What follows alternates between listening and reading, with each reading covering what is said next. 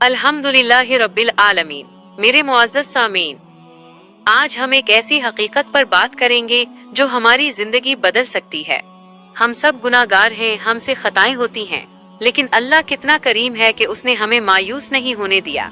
अल्लाह ने हमें रमजान जैसा अजीम महीना अता फरमाया। हजरत सलमा बिन अब्दुर्रहमान से रिवायत है कि रसूलुल्लाह सल्लल्लाहु अलैहि वसल्लम ने फरमाया, जिस शख्स ने ईमान के साथ और सवाब की नीयत से रमजान के रोजे रखे, उसके गुज़श्ता गुनाह माफ कर दिए जाते हैं।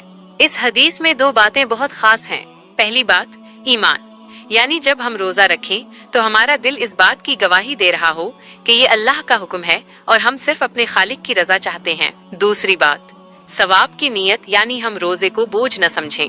प्यास लगे या भूख, हम खुश रहें कि हमारा अल्लाह हमसे राजी हो रहा है। जरा सोचिए, कितना बड़ा इनाम है। सिर्फ एक महीने की इबादत और पिछली पूरी जिंदगी के गुनाह साफ। ये मौका बार बार नहीं मिलता।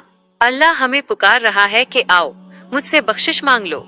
आइए नियत करें कि इस बार हम सिर्फ दिखावे के लिए नहीं, बल्कि सच्चे दिल से रोजा रखेंगे, ताकि जब रमजान खत्म हो तो हमारे नाम है आमाल में कोई गुनाह बाकी न रहे। अल्लाह हमें अमल की तौफीक दे।